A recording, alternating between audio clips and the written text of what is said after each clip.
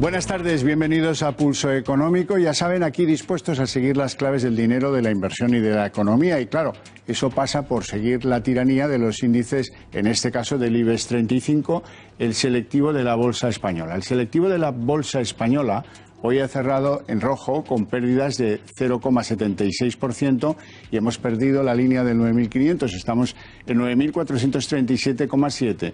Las tres empresas que se han destacado hoy por su subida en el IBEX 35, la papelera ENCE, que aumenta un 1,34% su valor hasta 5,29. La constructora Acciona, de la familia Entre Canales, que aumenta un 0,48% hasta 104,50. También ha perdido los 105.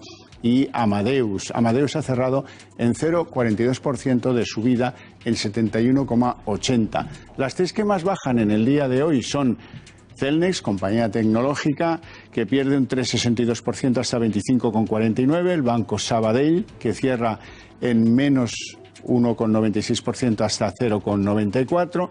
Y AENA, la gestora de los aeropuertos españoles, que pierde 1,91% y cierra en 159. Vamos con los fundamentales de la economía española. Ya saben, datos de diciembre, la aportación al PIB es del 0,6%. Los precios que tenemos en interanual, 1,3% de incremento, el desempleo, el paro más popularmente conocido, que afecta al 13,45% de la población activa española, y el Euribor que arrastra unos 12 últimos meses con un promedio negativo del 0,112%. Vamos con el sumario de lo que abordaremos en nuestra tertulia dentro de unos minutos. El Banco Central Europeo detecta que la banca ha empeorado su gobernanza y la gestión del riesgo. Por otra parte, el Tribunal de Justicia de la Unión Europea, tiene que decidir si 500.000 de trabajadores temporales públicos son fijos o no son fijos. Estamos esperando una sentencia que pueda afectar y mucho el gasto público en España. El grupo financiero de origen catalán CaixaBank afirma que contribuye con un 0,76% al Producto Interior Bruto español. La entidad que preside Jordi Gual es la principal prestamista de las grandes compañías españolas. En otro orden de cosas, los precios del petróleo aumentan ya un 30% en lo que llevamos de año. Y precisamente el mundo petrolero se ha visto sacudido por un movimiento muy significativo dentro de nuestro sector energético. Hoy el Fondo Soberano de Abu Dhabi desinvierte en España. Va a vender hasta el 40% de su participación en Cepsa al fondo norteamericano Carlyle. La cifra que obtendrá por ello estará entre 3.500 y 4.000 millones de euros, algo de ese estilo.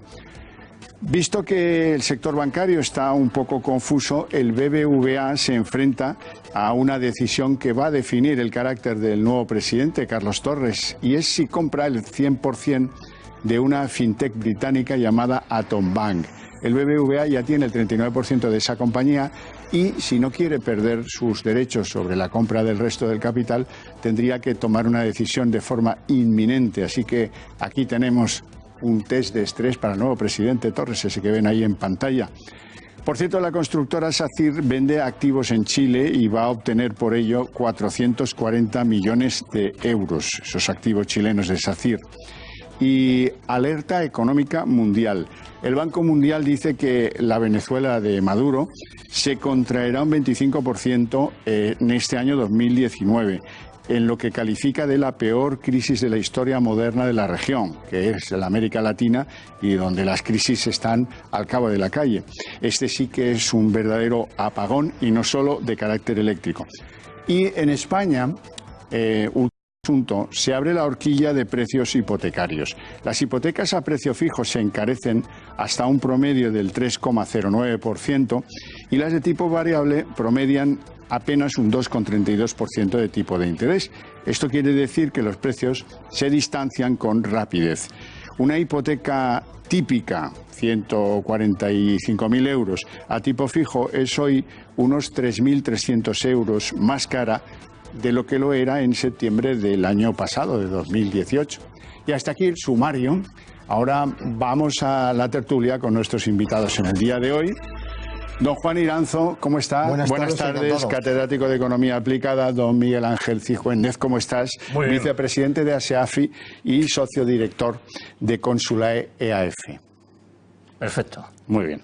Si les parece, empezamos por ese anuncio del Banco Central Europeo que dice que, ojo con la banca, que no la están gobernando como le gustaría a Draghi y los suyos. Bueno, es verdad que acaban de hacer un informe con una de cal y otra de arena. Sí. La de cal es que ha mejorado la capitalización de la banca y que ya ha superado ese 10,1 mínimo que establecían, que está en el 10,6%, y que por tanto el pilar 1, que es el genérico, y el pilar 2, que es el específico de cada banco, etcétera, pues se cumple perfectamente. Pero esa es la de cal. La de arena es que la gobernanza ha empeorado y sobre todo el análisis de riesgos, probablemente vinculado al incremento de las operaciones. Al intentar crecer en un entorno de tipos complicado, pues el riesgo no se mide suficientemente. Es decir, la pelea por el negocio ha llevado a un mira para otro lado a la hora de tomar decisiones inversoras, ¿no? Eso es como ya ocurrió antes de la crisis anterior. Don Miguel Ángel. Sí, yo creo que estas ideas lo que apoyan son las fusiones que se están empezando a oír, no solo en Alemania, sino en algunos otros lugares más bajando hacia el sur. Sí, lo que pasa es que ya sabe que en la historia reciente de la economía española las fusiones no siempre han dado buenos resultados y les tenemos un poco de prevención, por lo menos en los últimos 20 años, ¿eh? Por cierto, el Brexit, gran drama en torno al Brexit. Todavía no sabemos qué quieren que les diga, qué es, cómo se acabará arreglando. Lo estábamos discutiendo antes fuera de antena. No tenemos una conclusión clara y ese es un tema lo suficientemente serio en el que nos podemos hacer tanto daño ellos y nosotros y ellos, que más vale no hacer especulaciones. Si acaso, también tómensela como algo especulativo. La tesis del ministro de Exteriores, Josep Borrell, que es partidario, dice que de un acuerdo entre Theresa May y Jeremy Corbyn. Esperemos que esas conversaciones que se están haciendo en la urgencia, prisa y corriendo, puedan permitir llegar a un acuerdo interpartidario que permita aprobar este acuerdo de retirada que hasta ahora por 3 veces ha sido rechazado. Lo dice con la agonía, con la tristeza del que cuenta una milonga y se la quiere creer. Hombre, yo creo que la incertidumbre está presente. El peor de los escenarios es un Brexit sin acuerdo, obviamente para todos. Sería casi una explosión nuclear. Pero yo me atrevería a decir, y ya lo hemos hablado en otros programas, que muy probablemente los ciudadanos británicos se están planteando que fuera de Europa hace mucho frío. En Europa también, pero fuera muchísimo más. Y por tanto yo me atrevería a decir que este asunto todavía se puede llegar a replantear. Eso es lo mismo. Yo estoy esperando a ver si hay un segundo referéndum. Hay que tener en cuenta que los británicos no son de manifestarse. Y 1,5 millones de personas en la calle son muchas, ¿eh? Ya, pero yo creo que le temen todos como una pedregada a un nuevo referéndum y que a lo mejor hay algún acuerdo en la línea de obtener lo que otros tienen, como por ejemplo Noruega, sin mover ficha y sin hacer que la gente vote, no sea que el resultado vuelva a decir que nos vamos, que queremos irnos. Pero hay un asunto fundamental. Es que poner fronteras a Irlanda es muy complicado. Ya. Por eso ahí es donde yo creo que está el asunto fundamental por lo que se niegan a cualquier acuerdo. El talón de Aquiles, sí. Bueno, por cierto, el Tribunal de Luxemburgo, que es donde se halla el Tribunal Gestor de la Justicia de la Unión Europea, está a punto de sentenciar sobre un antiguo asunto que ha llegado allí por la vía de la casación, entendámonos, en el que deberán decidir si 500.000 de trabajadores que son temporales pero que están asimilados en la función pública tienen carácter de fijeza o no para cuando hay que indemnizarles por algo. Esta es una sentencia que tiene un impacto sobre el gasto público español notorio. Hombre, va a tener un impacto espectacular porque el Tribunal Supremo español sí que ya dictaminó que los interinos, en caso de despido, no tenían derecho a indemnización. Por tanto, sí que se consideran fijos. ¿Y cuál es el argumento que se emplea en ese recurso? Que han enlazado una gran cantidad de contratos, sobre todo en la sanidad. Bueno, pues eso sí que podría tener grandísimas consecuencias sobre el gasto público y sobre el déficit. Y no estamos para tirar cohetes. Sí, vamos, coincido. Claro, hay que ver los derechos que tienen para... Sí, porque claro, lleva 12 años enlazando contratos. Lógicamente, pues tiene más derechos que los de la nueva convocatoria, que quizás a lo mejor había que ralentizar un poquito. Bueno, pero este es un tribunal que no se casa con nadie y que actúa a veces de forma un tanto sorprendente, ¿no? Los bancos son buena buenos testigos de ello. En fin, uno de esos bancos español que hoy ha hecho movimientos, digamos, informativos importantes es CaixaBank, que ha notificado al público que creen que son contribuidores del Producto Interior Bruto español en un 0,76%, y esta entidad también presume de haber alcanzado la condición de ser el principal accionista o prestamista, prestamista de las grandes empresas españolas. Bueno, el 0,76 del PIB es una elucubración que quizás está basada en su negocio, pero hay que tener en cuenta que la financiación es un input intermedio y el PIB es el valor de la producción final. Pero en cualquier caso, lo que sí que es cierto es que en el año 2017 ya fueron el tercer banco en cuanto a créditos sindicados. Sí, bueno, son los grandes créditos.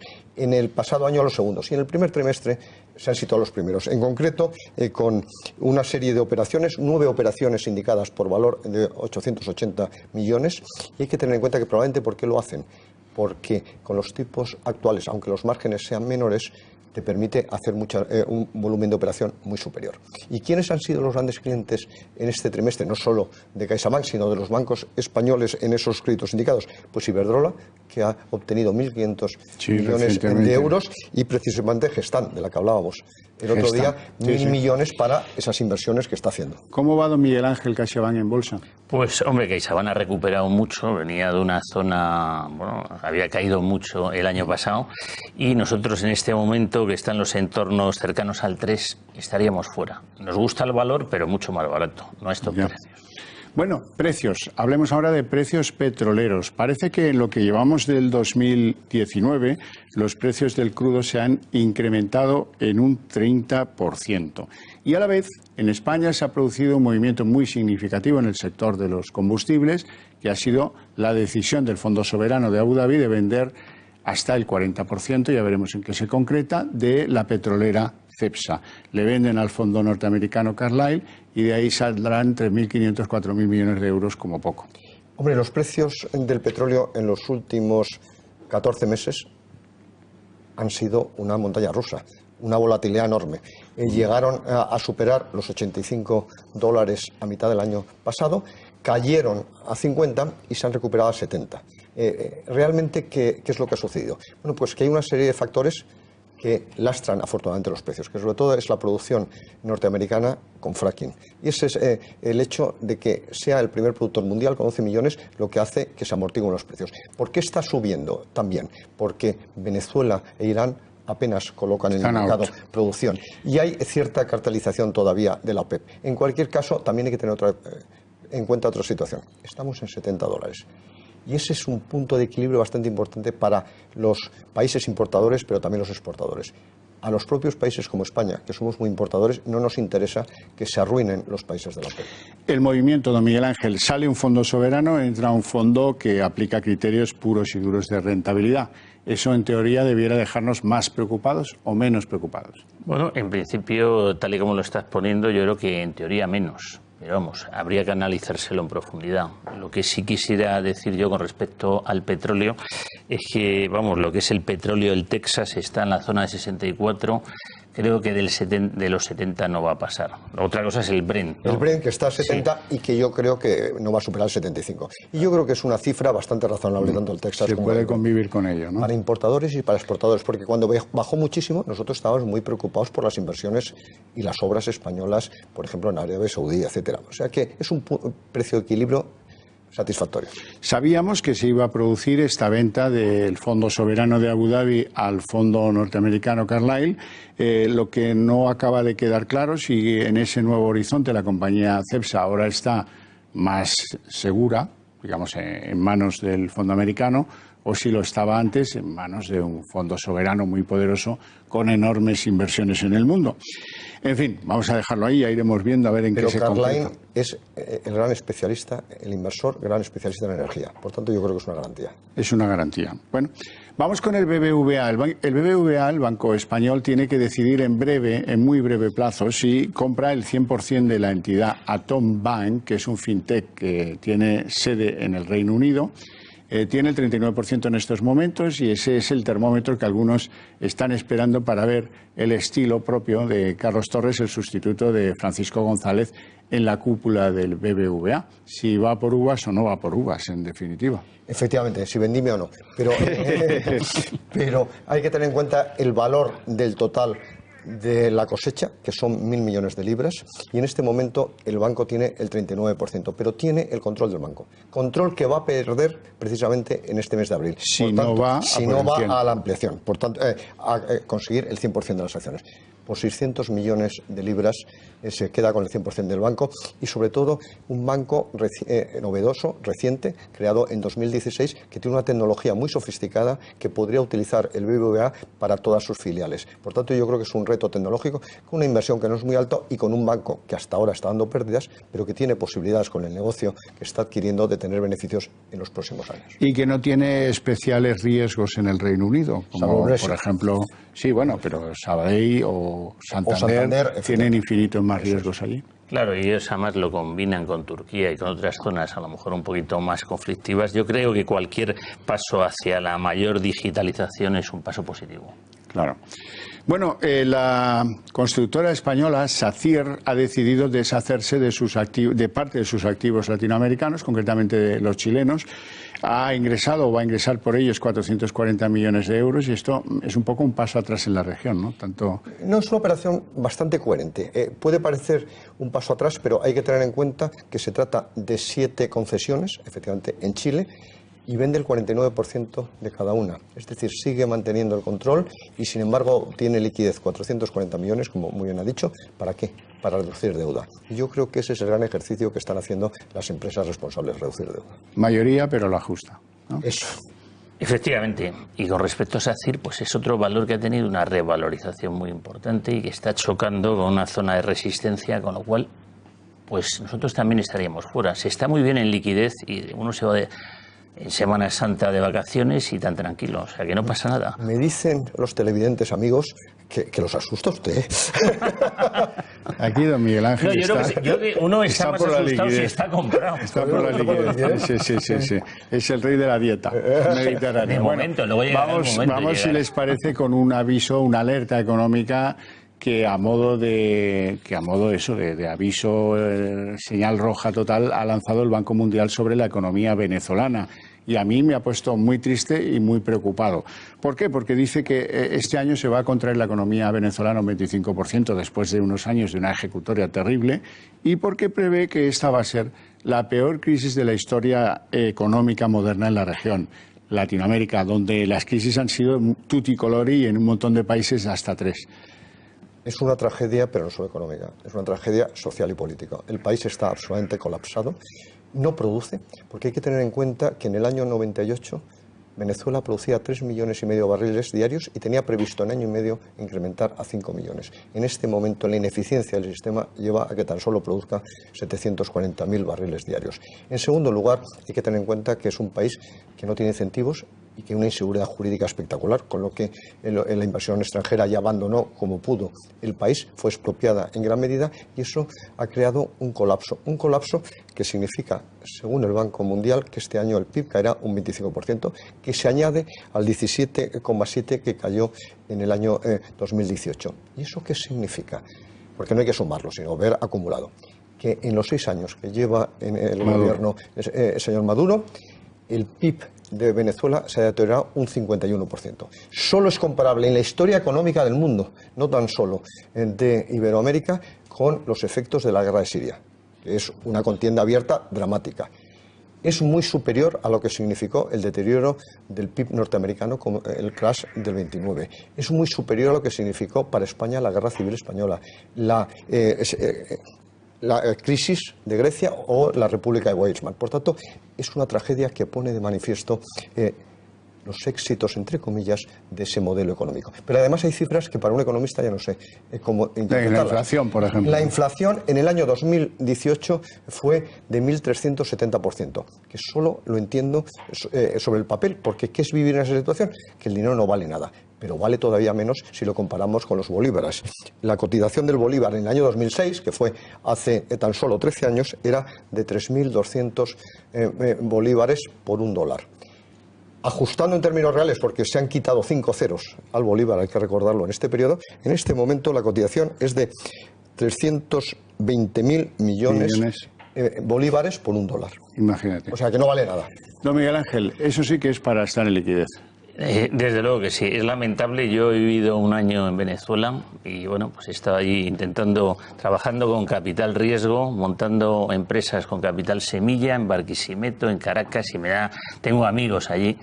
Es lamentable. Estaba el doctor Caldera en aquella época, conocí a Hugo Chávez, pasados los años, y bueno, simplemente me da mucha pena. Este que fue el país más estable de América Latina, este que fue el país con una constitución y una vida democrática más estable de América Latina, convertido por unas ideologías perversas que dañan a la buena gente de Venezuela y que han llevado al éxodo a más de 4 millones de venezolanos, que se calcula que están diseminados por el mundo, buscándose la vida. 80.000 parece ser que han entrado y se les ha concedido residencia en el último trimestre en España. De tal manera que es un drama, pero yo creo que también es un ejemplo de lo que propugna este modelo comunista y de los éxitos de libertad y éxitos económicos que consigue. Que aquí todavía defienden algunos. Por cierto, que se habla, los venezolanos los tenemos aquí en nuestra sociedad, los vemos manifestarse, les vemos votar, les ayudamos, les queremos, los mimamos, porque se lo merecen, porque es gente seria, trabajadora, formada, pero luego están los que no han tenido tanta suerte, los que han tenido que ir caminando por la frontera a Brasil o a Colombia, y algunos de ellos, muchos de ellos, centenares de ellos han muerto en el intento. Eso es una de las cosas de las que se habla poco o no le interesa a mucha gente. Y ahora los recientes cortes de electricidad están provocando incluso muertes entre niños que están incubados. Es un drama social espectacular. Y humanitario, ante el que todavía hay determinadas resistencias políticas en nuestro país. Aquí hay gente que no está dispuesta a aceptar la realidad, que se impone tozudamente. Hablemos, por último, si les parece, de la horquilla de precios que se abren las hipotecas, los créditos hipotecarios. Resulta que, alguno dirá, pues claro, normal, resulta que el horizonte de tipos fijos empieza a ser más caro que el horizonte de tipos variables. Dice, hombre, no me extraña nada. Porcentajes: 3,09 para los precios fijos de las hipotecas. En hipotecas tipo, hay una especie de pseudoacuerdo en que se toma una hipoteca tipo el promedio de algunas, ¿no? En cambio, las de tipo variable promedian un 2,32%. Pero, amigo, ¿quién asume un compromiso a tipo variable? Si nos han estado contando los que saben que no lo hagamos, ¿no? Y en esas está el ciudadano español. Sí, vamos, yo sigo prefiriendo las de tipo fijo. En este momento, aunque haya esa diferencia, que tampoco es una diferencia tan importante. Vamos, en porcentaje sí es importante. Se va a abrir la horquilla, ¿eh? Esto es ahora, en este momento, pero previsiblemente se distanciarán los precios. Porque los televidentes nos hacen caso. Don Javier, nos hacen caso. Estamos asesorando y estamos recomendando pasar y comprar nuevas hipotecas a tipo fijo. ¿Y eso qué ha significado? Que en el último año han crecido mucho más que a tipo variable. Y si aumenta la demanda, pues evidentemente se encarece. Pero es completamente lógico, yo estoy con usted, en que hay que estar a tipo fijo, porque aunque a corto plazo no van a subir los tipos, a muy largo plazo sí. El interés del tipo fijo ahora determina que una hipoteca también promediada ahora sea 3.300 euros más cara que lo era en septiembre del año pasado. Sí, pero el riesgo también a medio plazo es mucho mayor. Por tanto, yo creo que es en este también momento pagados. Renunciar a liquidez están bien pagados frente a lo que puede significar el futuro, porque además estamos hablando de hipotecas a 30 años, no estamos hablando a 2 o 3 años. Don Miguel Ángel, ¿qué le parece? Bueno, pues que opino Seguiría estando en los tipos fijos, ¿no? Por supuesto, en tipos fijos. La tranquilidad también tiene un precio, ¿eh? Claro, dormir La tranquilidad también tiene un precio. Ese es un buen eslogan. Sí, alguno se lo va a comprar, ya verá. Haz que pase, que la tranquilidad sea un activo. Bueno, vamos con la pregunta que yo les pido a los espectadores a través de nuestro correo, el correo del programa, pulsoeconómico@eltorotv.com, y que hoy nos dirige Juan Sobrado, desde Madrid, y pregunta, esta va para usted, pregunta, ¿hasta qué porcentaje de revalorización tendrá el IBEX hasta final de junio, o sea, medio año. Pues mire, brevísimamente, yo estoy en el plan en el que estoy con los mercados porque es que la mayoría de los analistas, mis compañeros, están todos alcistas. He ido repasando hoy en Twitter, todos alcistas, y entonces eso me preocupa mucho, cuando todos están alcistas.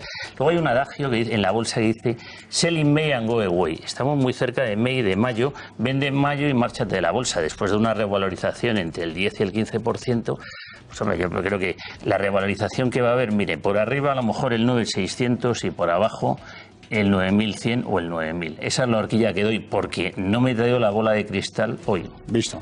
Don Juan Iranzo. Hombre, evidentemente estamos ante un gran experto en bolsa, pero si yo estuviera seguro de cómo va a estar, en primer lugar no lo diría ahora. No vendría aquí, estaría... Solo vendría al programa, que no trabajaría nada más. Estaría en Miami jugando al golf y tomando el sol. Y lo haríamos por videoconferencia. Pero en resumen, ¿creen que en junio la bolsa nos habrá brindado algo más del 11% que se calcula que lleva acumulado? Yo creo que va a depender muchísimo de cómo el mercado valore el resultado de las elecciones. Y por tanto, el resultado de las elecciones va a significar que nos acerquemos a ese 9.600 o que desgraciadamente nos acerquemos más a 9.000. Si se disipa el Brexit también tendremos un empujón, un viento de popa, y eso siempre se agradece cuando uno navega, ¿verdad? Pero las elecciones, el resultado de las elecciones generales va a ser fundamental. No tenemos tiempo para más. Les espero mañana a las 8 en punto de la tarde. Hasta entonces no se olviden de que el dinero no duerme nunca.